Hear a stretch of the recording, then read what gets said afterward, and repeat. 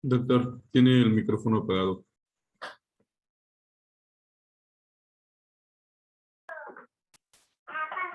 Listo, les decía que estaba terminando de preparar la presentación porque tuve que copiarla de mi USB para pasarla aquí a la compu. Entonces, pues así vamos a ver el tema de artritis séptica. Incluimos las artritis reactivas también en el niño. Entonces, ahorita vamos a estar enfocado a la parte pediátrica y empezamos pues, con el tema fuerte que es la artritis séptica en el niño.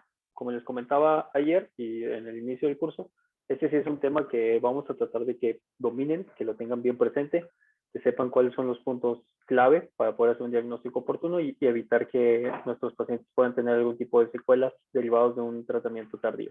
Pues, por lo tanto, se considera una verdadera urgencia ortopédica y esto es porque hay una infección intraarticular aguda, a lo que se refiere que hay un alojamiento y una replicación de algún microorganismo dentro de una cápsula articular, una articulación sinovial. Generalmente hablamos de artritis piógenas, pero algunas veces pueden ser micóticas. Generalmente cuando nos referimos a una artritis séptica, bueno, por decirlo así, viral, no nos va a dar un cuadro tan florido como este, pero va a predisponer a la articulación para que después tenga una infección piógena. Algo similar como pasa con las neumonías virales que después se pueden superinfectar con una bacteriana. Entonces, usualmente el cuadro viral no va a ser tan grave, pero el cuadro bacteriano sí.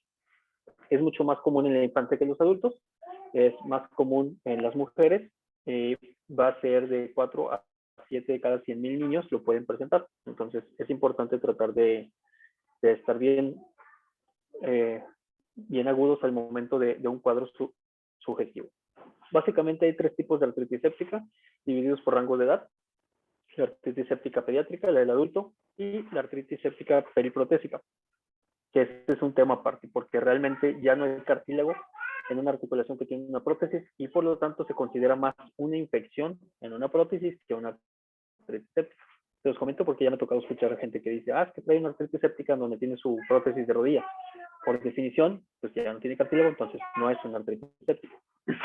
Ya en su momento hablaremos de eso, así que el día de hoy pues nos vamos a centrar en la parte pediátrica. ¿A qué se debe la etiopatía? Bueno, ¿a qué se debe la artritis séptica? Hay una siembra de microorganismos adentro de una articulación. Lo más común, como nos comentaba ayer Pili, es de manera hematógena.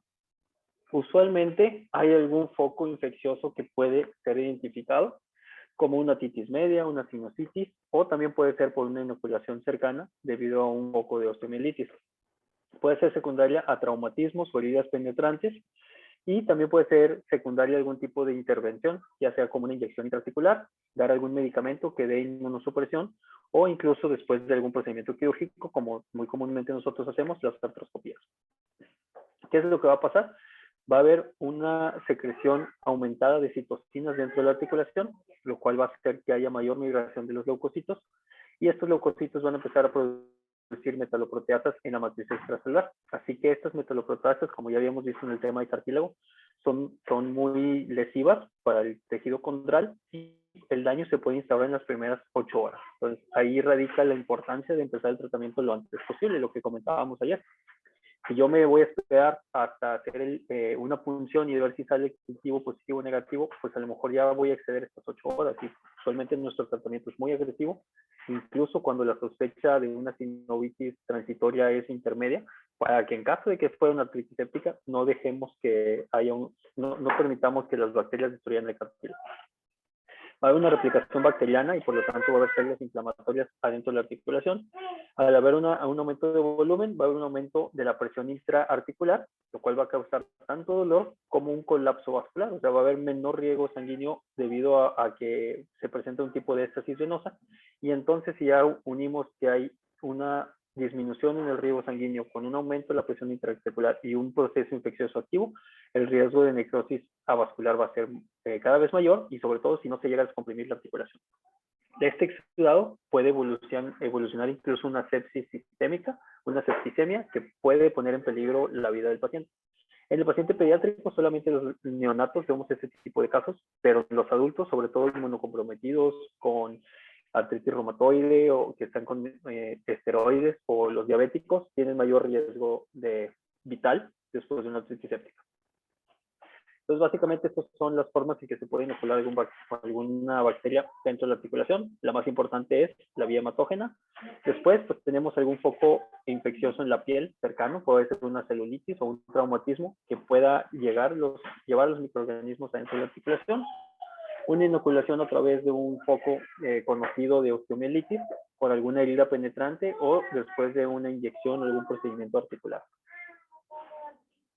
Entonces, básicamente esto es lo que pasa a grandes rasgos. Se llena de pus la articulación, el cartílago se daña. Si esto no se detiene, el cartílago termina por tener una necrosis completa, donde se expone hueso subcondral. Y pues como ustedes ya sabrán, si tenemos hueso esponjoso de un lado y hueso esponjoso del otro lado, se puede fusionar y llegamos a una anquilosis, que es la pérdida completa del movimiento de la articulación con una fusión fibrosa o fusión ósea completa, y también algún acortamiento de la extremidad porque va a perder el espacio que normalmente tenía la articulación.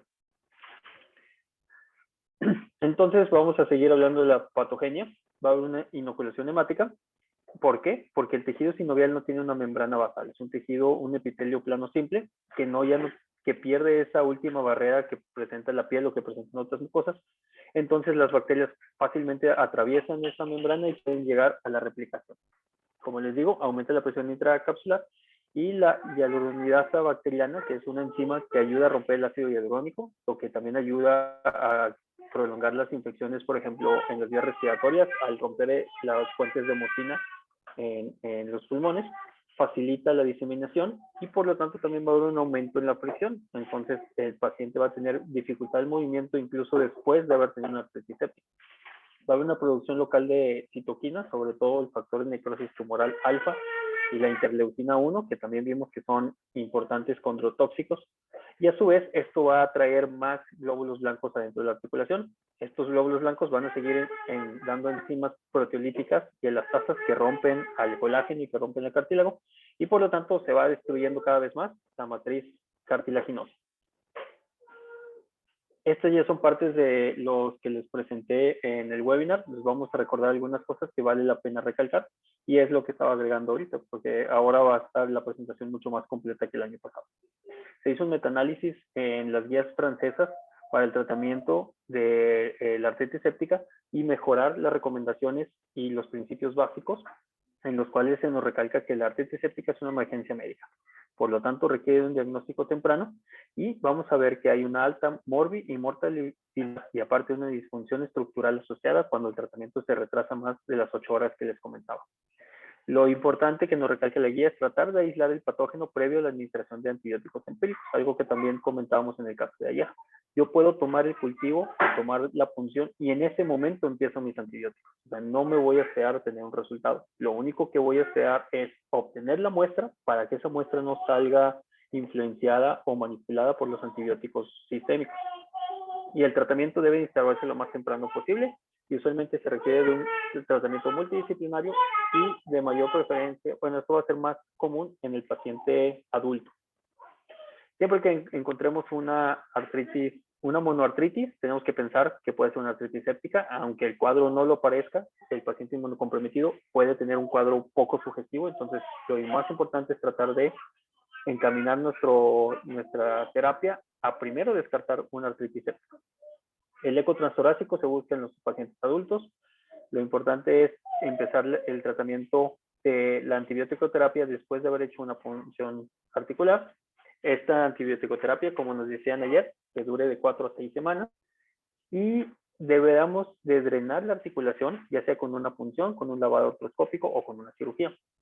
Después de la cirugía, nosotros podemos inmovilizar a la extremidad para disminuir el movimiento y disminuir el dolor, pero esta inmovilización tiene que ser corta, porque si yo lo inmovilizo mucho tiempo después de un proceso inflamatorio, puedo dejar una artrosis o una rigidez residual articular. Y también, por lo tanto, en estos pacientes se recomienda empezar la terapia física y la rehabilitación lo antes posible. Vamos a ver que los principales datos clínicos es un derrame, hipertermia, eritema, así como se ve en la imagen, es un adulto. Ahí va a haber una limitación en los rangos de movimiento por la afección de la cápsula articular y también una hipersensibilidad al momento del tacto y una disfunción física que generalmente se traduce como una incapacidad de apoyo, tanto en los niños como en los adultos. En cuanto al ataque general al estado general, es una de las manifestaciones sistémicas. Podemos encontrar fiebre o febrícula. Casi todos los pacientes van a tener astenia, adinamia o algún grado de irritabilidad. Y en los casos más severos, pues puede haber sepsis, una falla orgánica múltiple que puede llegar hasta la muerte. También, como nos dijo Pili ayer, el principal lugar donde vamos a buscar una artritis séptica en un niño es en la rodilla y después la cadera. Así que esas son las dos articulaciones que más miedo nos deben de dar. Generalmente, la artritis séptica va a ser presente en los menores de 2 años. Cuando lo vemos en menores de 6 meses es porque estos neonatos fueron prematuros o porque tuvieron algún tipo de traumatismo perinatal, y eso también puede empeorar el pronóstico. Los neonatos que aparte son cateterizados en cordón umbilical, que se encuentran en un punto de diseminación de las bacterias que puede irse a las articulaciones, y también aquellos neonatos que tuvieron algún distrés respiratorio neonatal, que tuvieron algún cuadro de sepsis o que incluso empiezan a cursar con un grado de osteomielitis. Perdón, es más común en los hombres, dije que era las mujeres, pero no es más común en los hombres, y sobre todo en el nivel socioeconómico bajo. Lo vamos a ver, ¿por qué? Porque pues, son pacientes, o más bien padres, que van a buscar la atención más tardía, pues por algo de falta de información o falta de conocimiento. Es la misma imagen que veíamos hace rato. Y la microbiología por edad va a cambiar según el rango de edad. Generalmente, por gran regla, vamos a decir que el principal patógeno es el estafilococo dorado, pero hay algunos rangos en donde podríamos sospechar de otros. Por ejemplo, en los menores de 2 años puede ser el Haemophilus influenza solamente en aquellos que no estén vacunados. Cuando ya está vacunado, el riesgo disminuye, no se elimina, pero sí disminuye mucho.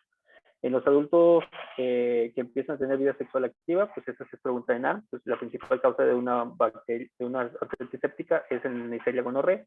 El tratamiento cambia radicalmente, pero pues ya estaríamos hablando del adulto joven, no tanto del pediatra. E incluso en los adultos mayores sigue siendo el estafilococo aureus. Revisamos esta guía que nos habla de los patógenos que aislaron en un departamento de emergencias de Chicago, donde el 56%, más de la mitad, fueron estafilococo dorado. Como les decía, actualmente ya se divide en dos al estafilococo dorado. El meticilino sensible, 42% de los casos, pero el meticilino resistente ya se encuentra en aumento, ya va del 10 hasta el 50% de los casos.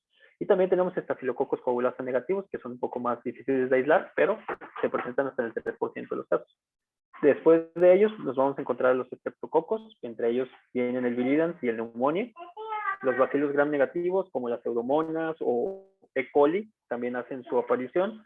Y algunos otros que incluso todavía sigue presente, la artritis séptica por micobacteria, por la Neisseria gonorrhoeae y la brucelosis, que se creían que ya estaban erradicadas, pues gracias a que ha habido otra vez enfermedades por inmunosupresión, estamos viendo otra vez este tipo de patógenos, ¿sí? Vamos a hablar un poquito más a detalle de cada uno de ellos. Principalmente el estafilococo aureus. Cualquier momento en el que haya algún riesgo de artritis séptica, el primero que tenemos que pensar y el primero que tenemos que atacar es el estafilococo dorado. Desde 1940 se empezó a tratar a las infecciones por estafilococo con penicilina. Así que se dieron cuenta que en 1940 fue cuando empezó la penicilina y para los 10 años ya había una cepa de estafilococo resistente a penicilina. Después se creó la meticilina, que fue la primera penicilina sintética en 1960. Y el estafilococo desarrolló una resistencia a esta meticilina a partir del 60 y el 60.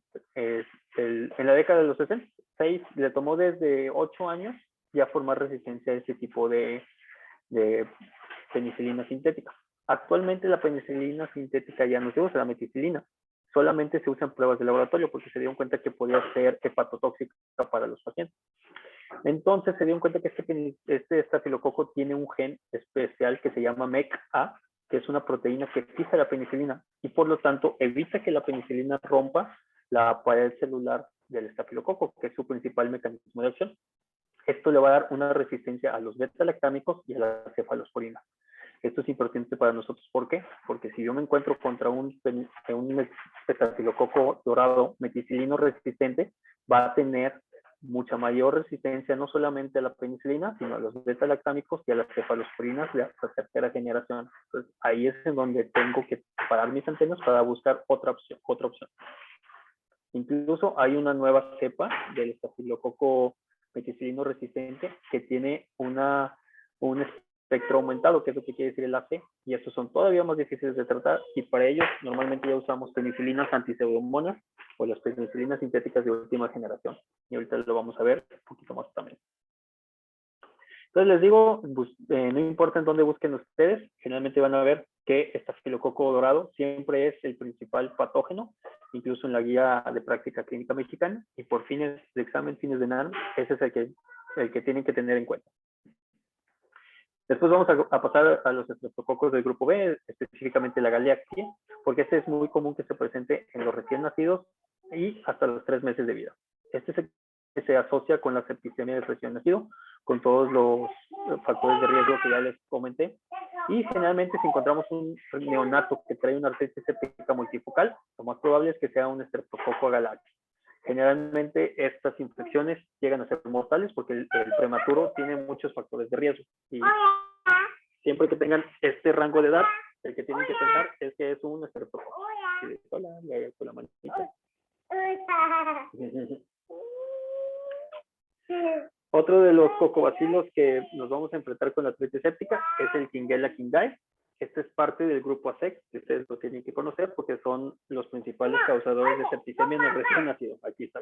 ¿Entiendes tú, Wally? Y la endocarditis. Y la endocarditis. Claro, sí, así como estos cocos tienen predilección por las válvulas cardíacas, tienen la misma predilección por el cartílago. Entonces, por eso se consideran factores de riesgo tanto para endocarditis como para artritis séptica.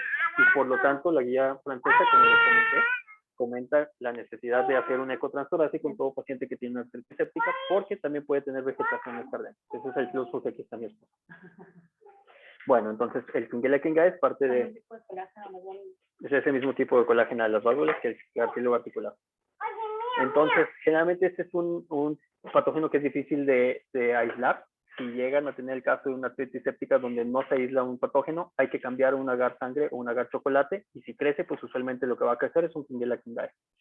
La ventaja es que es susceptible a beta-lactámicos, así que si ustedes tuvieron una artritis séptica con un cultivo negativo y le dieron su cefalosporina, posiblemente atacaron también a un Shigella shingai. ¿Y por qué luego aparecen artritis sépticas con cultivos negativos? Pues porque faltó hacer un hemocultivo o un cultivo en agar chocolate. Como les había comentado, viene el Haemophilus influenza. Este es de 6 a 5 años, también es parte del grupo ASEC, y esto disminuyó en gran parte debido a la bacteria contra la Haemophilus influenzae, que antiguamente causaba el síndrome del Krupp o la laringotractitis bacteriana. Pero, como les digo, a pesar de estar vacunados, los niños actuales que tienen su sistema completo pueden tener una infección séptica en alguna articulación por ello. Aquí la gran ventaja de la Haemophilus influenzae es que es susceptible a penicilina. Cuando se desarrolló el amoxiclavo a finales de los 80, convirtieron esta enfermedad que era letal en una enfermedad que podría ser curable, y desde entonces fue el gran auge del ácido clavulanato, más o menos hace unos 40 años. Pasamos a los estreptococos del grupo A, entre ellos el Streptoneumoniae, de los de 3 meses hasta los 2 años. El gran problema del Streptococcus pneumoniae es que causa meningitis, tu barba, y las infecciones de vías respiratorias superiores. Y también, gracias a que ya viene el estreptococo en la heptavalente, ha disminuido, pero pues es importante considerarlo después de los 3 meses hasta antes de los 2 años. Ya en los niños más grandes, a mayores de 5 años, vamos a ver a los estreptococos del grupo A como el Piógenes, el más común. ¿Por qué? Porque este causa la otitis media y también causa faringitis o algún tipo de infección respiratoria superior. Antes era gran causante de problemas de fiebre reumática, de ahí es donde viene la artritis reactiva postestreptocócica, y para eso ustedes van a tener que repasar los criterios de Jones y poder ver si el paciente cumple algún tipo de fiebre reumática, que también ya no es tan común, ya nada más vemos las secuelas. Como la estenosis mitral. Generalmente se presentaba como una sobreinfección tras la varicela. ¿Por qué? Porque los niños se rascaban las pústulas y después causaban sus costras metaséricas, que era una infección por el Streptococcus pyogenes, y ese Streptococcus pyogenes cerca de las articulaciones podían migrar y entrar a la articulación. Por eso es tan importante que los niños no se estén rascando cuando traen sus pústulas. También encontramos el síndrome del shock tóxico estreptocócico, en el cual el 87% de los casos pueden tener alguna afección articular y generalmente va a haber un riesgo en síndrome compartimental porque está infectado el músculo y está infectada la articulación y a veces hay que descomprimir el compartimento. Entonces son casos muy severos y usualmente pueden terminar en amputación. Cuando tenemos una sospecha de alguno de estos, es cuando solicitamos las streptolicinas O o A para tener un diagnóstico más certero. ¿Hasta aquí tienen alguna pregunta de los patógenos más importantes? No, doctor. Doctor. Muy bien. Continuemos. Bueno, usualmente nuestro paciente, si investigamos y preguntamos, nos van a decir que tuvo algún golpe o que tuvo alguna infección respiratoria o en el oído, alguna infección intestinal o incluso en vías urinarias. El niño va a estar con fiebre, va a estar irritable, va a tener malestar general. Generalmente nos dicen que no ha querido comer y lo vemos hipoactivo. Va a haber un dolor que generalmente sí es agudo, un malestar sistémico, el niño se ve tóxico y pues como les dije puede haber dificultad para caminar, para apoyar o en los niños que no caminan para la manipulación de la extremidad. Les pongo la misma imagen del cuadro, del caso de ayer. La flexión en rotación externa de la cadera es la típica imagen. Eso se conoce como la cadera en Faber, flexión, abducción y rotación externa. Y la rodilla va a estar siempre en semiflexión y con una ligera rotación externa de la pierna, porque así la cápsula está en un punto de menos presión y por lo tanto no causa dolor. Nos comentaba también Pili la pseudoparálisis, porque el niño no quiere mover la extremidad porque le duele. El ataque al estado general, podemos encontrar un edema localizado y a veces puede haber una bacteria de focos múltiples y les digo, ahí es donde tenemos que pensar en la galaxia o si el paciente está inmunodeprimido, que sea algún problema por pseudomonas. Los laboratorios son los más importantes. Estos, como vimos ayer, nos van a ayudar, gracias a los criterios de Kosher, para hacer encaminar nuestro diagnóstico, ¿sí?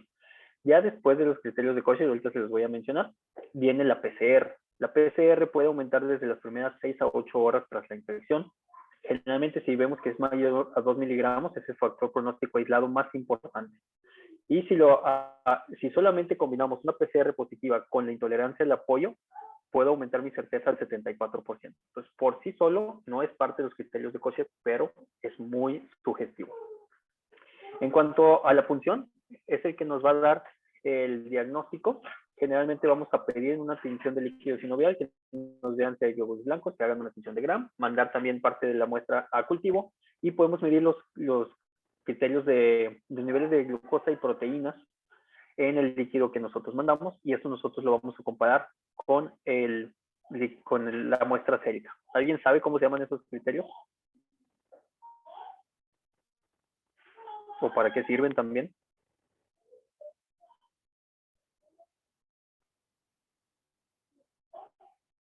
Bueno, eso se llaman los criterios de Light. Cuando hay un derrame pleural, se manda a estudiar y se compara la cantidad de leucocitosis, la cantidad de glucosa y la cantidad de DHL en el líquido pleural y en la sangre.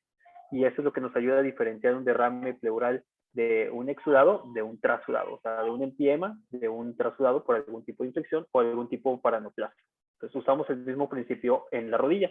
Si nosotros vemos que hay muchísimos leucos con la mayoría de polimorfos nucleares, si hay menos de 50 miligramos de diferencia entre el suero y el líquido sinovial y la deshidrogenasa láctica está elevada, eso quiere decir que hay una replicación bacteriana. Entonces es lo mismo en el empiema. Si hay una neumonía bacteriana, pues va a tener estos mismos criterios. Se piden igual, se pueden pedir como criterios de Light o como un citoquímico del líquido sinovial, del líquido pleural. Vamos a hablar ahorita del hemocultivo. Entonces, como les decía, nuestra guía francesa también incluye la PCR y la procalcitonina. Los criterios de Kosher son desde el 90 y como les dije, también les comentaba, hay algunos de baja virulencia como Quinguela-Quingae que no va a dar tanta reacción sistémica. Ahí es donde agregamos el PCR, que incluso se hizo una revisión de los... Ahí voy. Se hizo alguna revisión de los criterios de Kosher para agregar a la PCR como un factor pronóstico. Y también, si nosotros encontramos una procalcitonina mayor a 0.5, lo más probable es que tengamos un dato de septicemia. Y si está muy elevada en el líquido sinovial, pues eso nos hace el diagnóstico también. Entonces, este fue el artículo en donde se hizo la revisión de los criterios de Kocher, donde estos investigadores trataron de ver si valía la pena incluir al criterio, a la PCR, perdón, dentro de los criterios de Kocher para definir si es necesario tomar uno u otro. Y a la conclusión a la que llegaron, ahorita no sale el subrayado aquí, pero es que todos los pacientes que tuvieron artritis séptica tenían más del punto de corte, que era 2 miligramos de la PCR. Entonces, si ustedes lo agregan a sus laboratorios, es otro factor aislado que pueden incluir para poder hacer su diagnóstico más fácil y de una manera más temprana. Generalmente, si nosotros hacemos la punción del líquido sinovial, el líquido sinovial debe ser amarillo, casi claro o con un poco de translucidez. Cuando encontramos un líquido sinovial inflamatorio, lo vamos a ver mucho más turbio, un poco más espeso, pero sigue siendo un color como amarillo ocre. Cuando encontramos martrosis, pues obviamente vamos a encontrar sangre. Hay una punción con pura sangre. Debido a que el líquido sinovial es muy denso, las proteínas que incluyen dentro del ácido hialurónico no permiten que se inicie la cascada de la coagulación. Entonces, esa es una forma fácil de saber si la punción es realmente articular o no. Si ustedes hacen una punción en una rodilla y empiezan a sacar coágulos, lo más probable es que hayan picado el músculo o que hayan lastimado el hueso, porque ahí es donde se coagula. ¿Sí? La función pericárdica.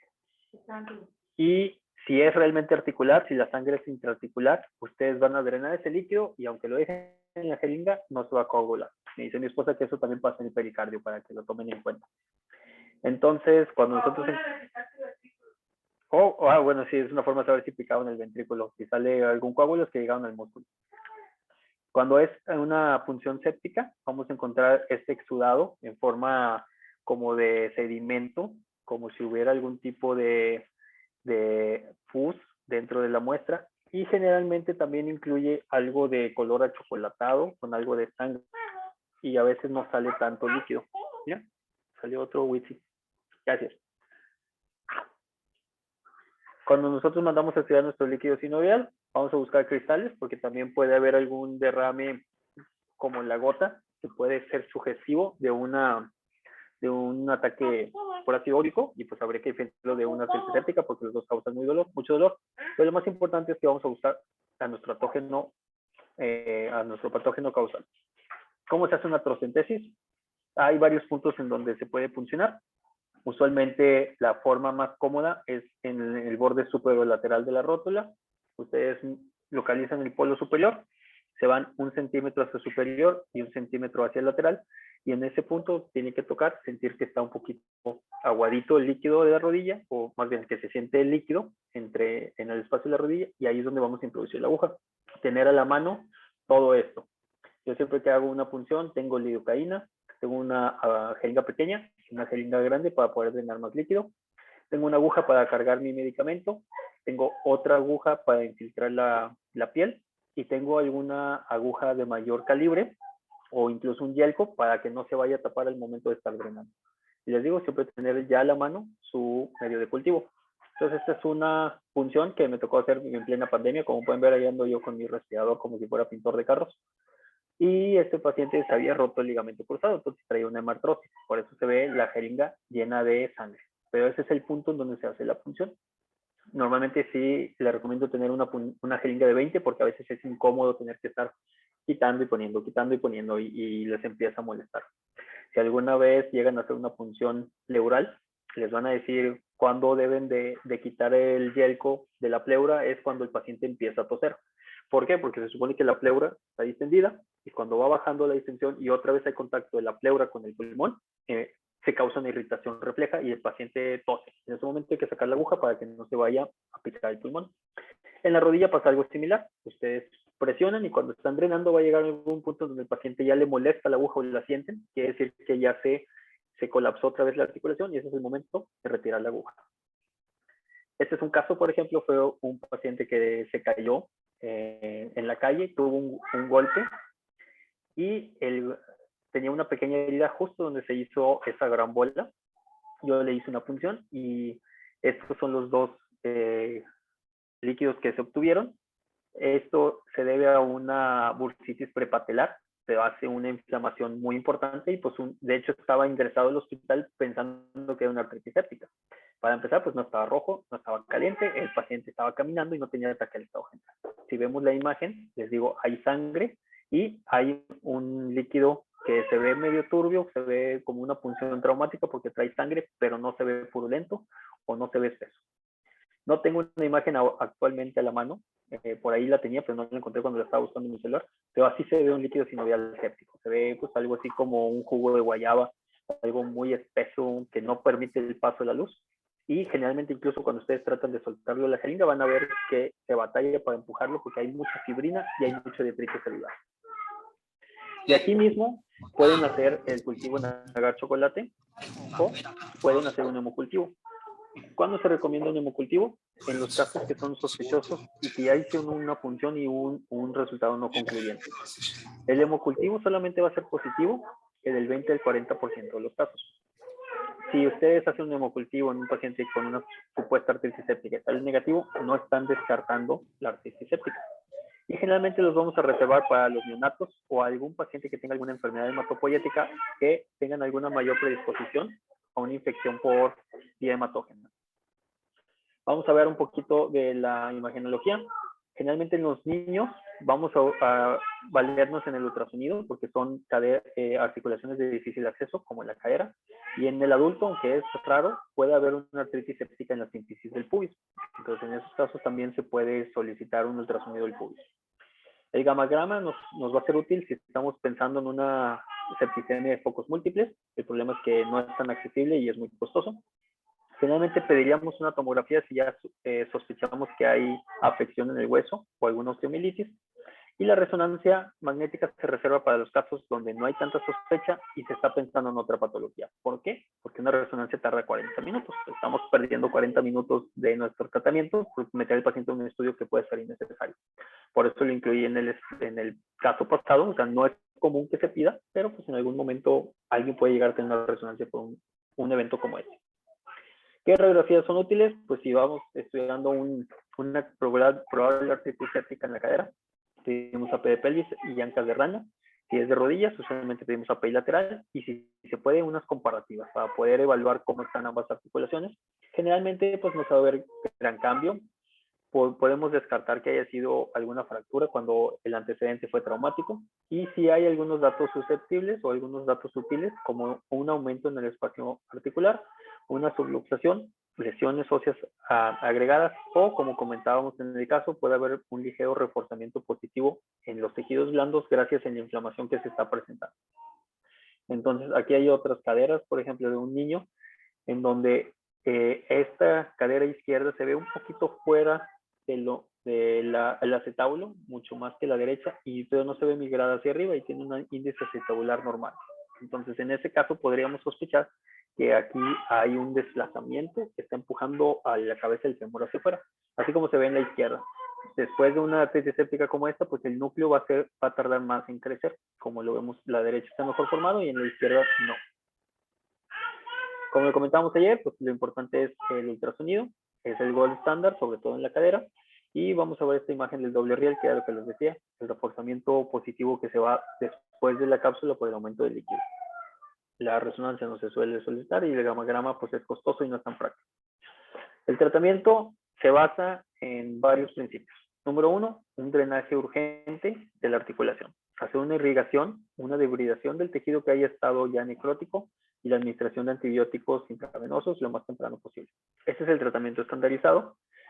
Es mejor drenar, aunque existe la duda, como les comentaba, en las artritis que pueden ser una sinovitis, preferimos drenarlo para no quedarnos con el si sí y si sí era, y sobre todo pues para hacer un tratamiento terapéutico temprano. Y si es la cadera, que es más difícil de diagnosticar, pues ahí se recomienda mejor, ¿no? Incluso cuando es una sinovitis transitoria, se dice que remover las enzimas que pueden estar inflamadas en la articulación le va a ayudar al paciente a tener menos dolor. Los antibióticos, en cuanto tomamos nuestra muestra, los empezamos a administrar. Si por alguna razón el paciente no va a entrar a quirófano antes de las primeras 8 horas, ya, no me importa, yo le doy los antibióticos, ya no me voy a detener más. Esos generalmente se continúan 3 a 4 semanas en los niños y en los adultos se pueden prolongar hasta las 6 semanas. Y podemos quitarlos si cuando le tomamos laboratorios de control al paciente, la BCG y la PCR están en rangos normales, entonces ahí podríamos decir que ya cumplieron su función.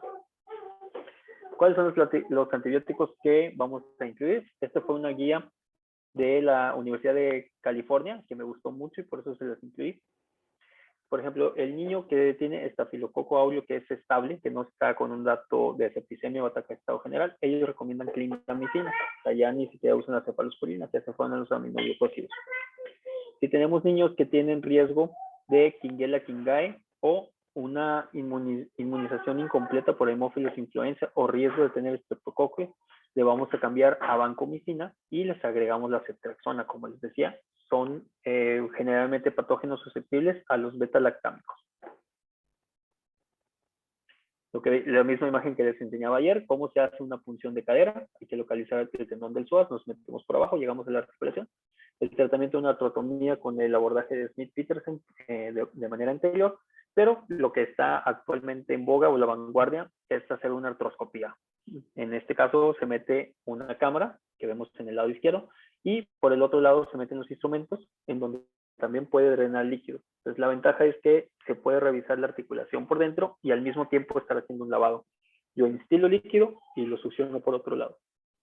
Entonces, a mí me llamó mucho la atención esto porque en la residencia criticábamos a la gente que quería hacer el drenaje de las artritis sépticas por artroscopía. Nosotros pensábamos que era un tratamiento no tan completo porque no se podía ver la articulación como tal, pero pues la literatura ya ha llegado al punto donde nos demuestra que es mucho más efectivo hacer lavados artroscópicos que los abiertos. Y esto tiene varios principios. Nosotros hacemos un lavado artroscópico, vamos a lastimar menos al tejido, vamos a hacer una herida mucho más pequeña. Y la cantidad de líquido que podemos instilar y extraer es muchísimo más grande que si abrimos la articulación. Aparte, podemos hacer el mismo de hibridación de una manera más contenida y vigilar mejor cómo se encuentra el cartílago. Entonces, actualmente es el gold estándar a nivel internacional, aunque en nuestro medio aún no es tan disponible. ¿Por qué somos tan agresivos con la artritis séptica? Pues porque hay muchas complicaciones que van a venir, sobre todo de la destrucción de la cabeza femoral, como una necrosis avascular y el colapso articular. Generalmente estos pacientes van a tener una deformidad, pueden hacer una contractura en la cápsula, pueden incluso tener después una luxación secundaria de la cadera. Se va a afectar el riesgo de crecimiento y puede haber discrepancia en la longitud de las extremidades, van a caminar de manera normal, puede haber una necrosis secundaria y generalmente aquel paciente que tuvo una artritis séptica en algún punto de su vida, toda la vida va a tener riesgo de que se vuelva infectado, incluso si le ponemos una prótesis. Y es algo que está bien descrito y es algo de lo que siempre tenemos que tener cuidado. Entonces aquí les muestro, por ejemplo, qué es lo que pasa después de una artritis séptica que no se trata. Pues hay una necrosis completa del núcleo de crecimiento del fémur y por lo tanto, pues esa cadera nunca se formó, ¿verdad? Entonces es un paciente que va a quedar con una limitación severa de por vida. Justo la semana pasada me tocó ver a una señora de 45 años que tuvo una artritis séptica en la rodilla a los 7 años y no la trataron a tiempo y se le destruyó el cartílago. Entonces tuvo mucho problema para caminar, para hacer su vida normal y ya cuando tenía alrededor de 20 años le propusieron hacer una elongación para lograr la longitud de su pierna y tuvo una nueva infección en el fijador. Entonces finalmente lo dejaron con una artrodesis, le dejaron fijo los dos huesos y ahorita a sus 45 años sigue con ese problema. Le volvieron a proponer ya a partir de los 40 ponerle una prótesis, pero como le explicaron que hay el riesgo de infección de por vida, ella está feliz con su artrodesis y así es funcional, así hace su vida y así es mamá, entonces pues no la quiso y así está caminando y todavía tiene un acortamiento de 4 centímetros. Entonces son cosas que van a repercutir en toda la vida. Estos son otros de los temas que les agregué después del webinar. El tratamiento definitivo solamente es la erradicación de la inoculación en la articulación, sino también dejarles el antibiótico de sostén. La muerte de los condrocitos se dice que el 40% de todos los que pueden estar afectados van a morir en las primeras 40 horas. Entonces se extiende un poco más nuestro rango de tratamiento, pero los niños, como les decía, el daño irreversible ya viene desde las primeras 8 horas. Tenemos que hacer todo lo posible por no dar tratamiento empírico si no hemos tomado las muestras, es algo que sí nos recalca mucho la guía. Entonces, la nueva antibiótico-terapia nos dice que siempre vamos a cubrir al estafilococo aureus meticilino sensible con cefazolina, cefuroxima, podemos agregar alguna penicilina antiestafilococo, o incluso agregar las cefalosporinas de tercera generación, las más comunes, ceftriaxona o cefotaxima. Pero lo que les decía de la guía de California es que ellos ya mejor tratan de manera inmediata al meticilino resistente con clindamicina. Otro medicamento que les pega mucho es la rifampicina o los beta-lactámicos antiestafilococos. Incluyen un ácido clavulanato de las ceftriaxonas para tratar de cubrir a esta resistencia del meticilino resistente. Ok, manejo 4 a 6 semanas según la articulación. Les digo, en los niños pueden ser de 3 a 4 semanas. Tratamiento quirúrgico, lo que nos comentaban ayer, una punción seriada para drenaje solamente se considera aceptable en un niño en el cual la primera dosis, el primer drenaje fue muy efectivo. Entonces no es una buena opción. Hacemos artrotomías parciales o totales, eso quiere decir abrir la articulación para llegar hasta la cápsula articular, o la artroscopía, que es lo que les comentaba ahorita, ¿no? Les digo que existía algún tipo de discrepancia o todavía controversia entre el drenaje abierto y artroscópico, lo que nos dice que el lavado mecánico mejora la evacuación de todos los patógenos y los detritos que están adentro de la articulación, y eso también ayuda a aliviar el dolor y previene la contractura capsular debido a esta misma irritación. Generalmente es recomendable, como les decía ayer, dejar un drenaje abierto o cerrado. Los abiertos son el Penrose, los cerrados son los Drenovax, como los que vemos ahí a la derecha, o cualquier equivalente. Entonces, el drenaje abierto puede ser contenido, puede ser extenso. Contenido quiere decir, por ejemplo, hacer una incisión al lado de la patela. Un extenso es abrir toda la rodilla, como si fuéramos a poner una prótesis. Nos va a dar muy buena visualización, y aparte nosotros generalmente metemos gasas y tallamos todavía el tejido por dentro, que a final de cuentas lo vamos a lastimar también. ¿Cuál es la ventaja de hacer el lavado artroscópico? Pues lo que les decía, ¿no?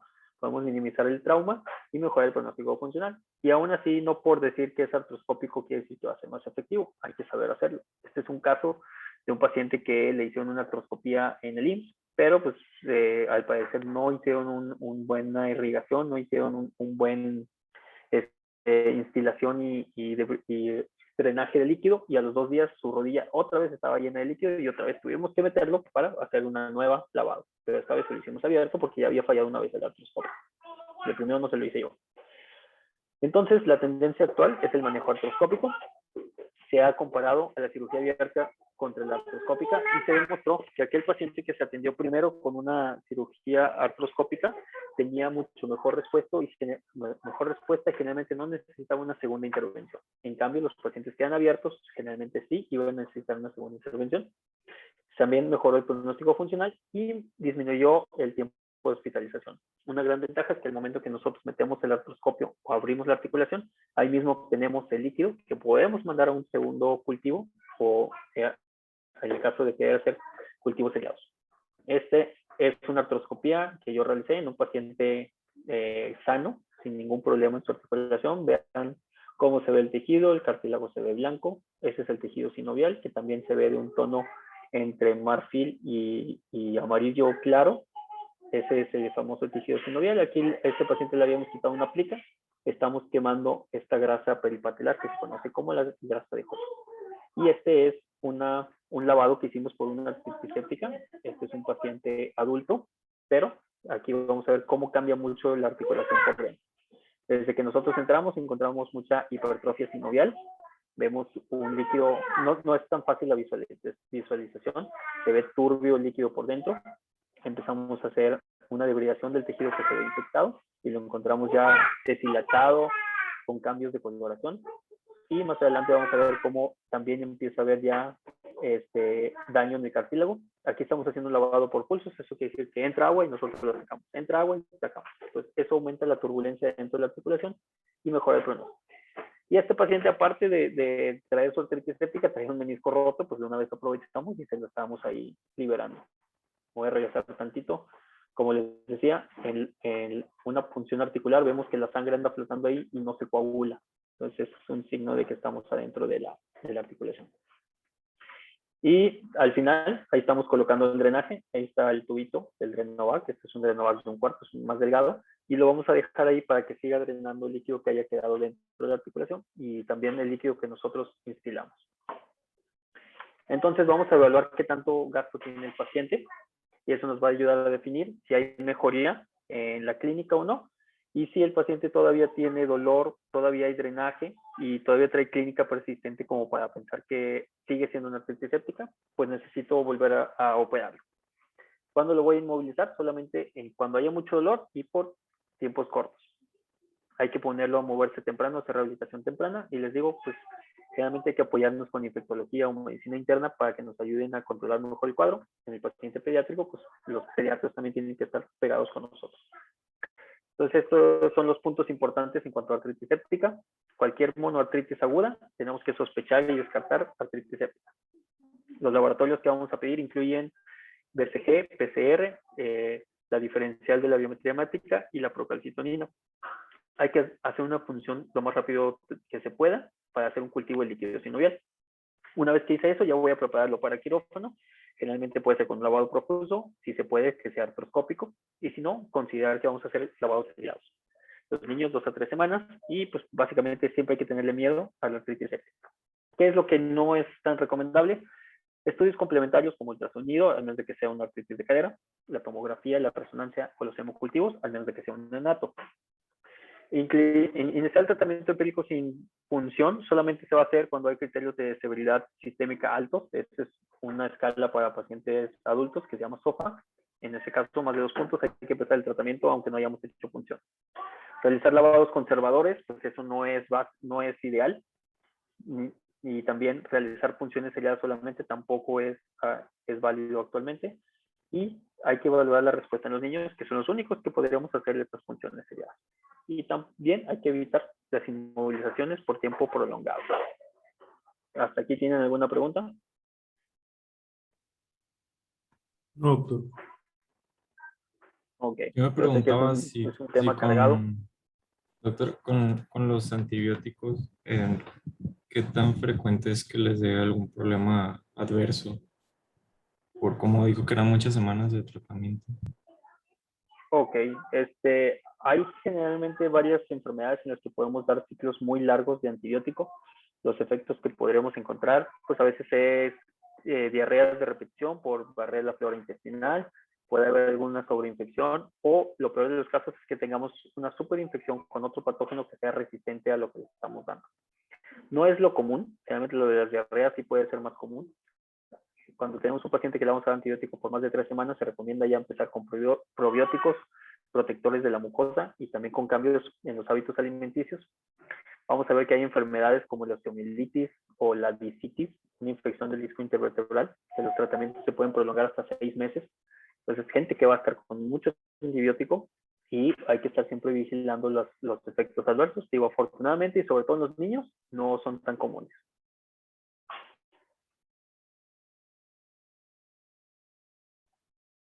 ¿Ok? ¿Alguna otra pregunta?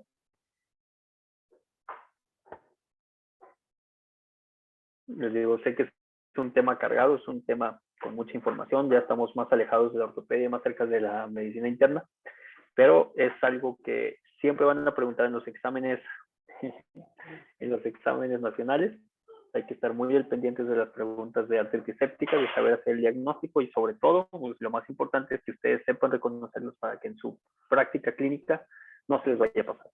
Y por experiencia les digo, cuando ustedes sospechen y ustedes sean el interno o sean el pasante o el ayudante, el residente del adscrito y él no ha pensado que es una artritis séptica, ustedes tienen que hacérselo saber. No me tocó específicamente con una artritis séptica, pero me pasó cuando yo estaba haciendo el internado, que llegó un paciente de 24 años con un supuesto síndrome coronario agudo, le hicieron sus electros y todo el mundo dijo que estaba infartado y yo pensé que tenía una pericarditis, pero no dije nada. Y resultó que no estaba infartado y lo trombolizaron y estaba el pobre chavo sangre y sangre y sangre y después se dieron cuenta que era una pericarditis. Es algo que se me quedó muy grabado. Yo debí de haber dicho algo, a lo mejor no dije nada por miedo que me regañaran, que dijeran interno que nos va a venir a enseñar a nosotros. Pero a veces es un punto de vista distinto. Ustedes van a tener todo el material de sus clases y de su medicina general más fresco cuando empiecen sus prácticas como médicos generales y a veces es algo que los médicos de mayor experiencia no van a tener en cuenta. Entonces, siempre ténganle miedo a la artritis séptica, siempre considérenlo, estudienlo mucho porque sí va a venir mucho en nuestro siguiente parcial y en el final. Entonces, pues, gracias por conectarse. Disculpen otra vez la tardanza. Nuestras interrupciones. y las interrupciones de mi bebé Y de tu esposa. y de mi esposa. Pero nos veríamos ya la próxima semana para ver el complemento de este tema, que va a ser la artritis, la sinovitis transitoria, las artritis reactivas y mencionar los principios generales del tratamiento de la osteomielitis. Sí, doctor, muchas gracias. Ustedes que tengan buena noche. Cualquier cosa estamos en contacto y nos vemos la otra semana. Sí, doctor. Hola, doctor. Se la pase bien allá. Hasta luego. Hasta luego.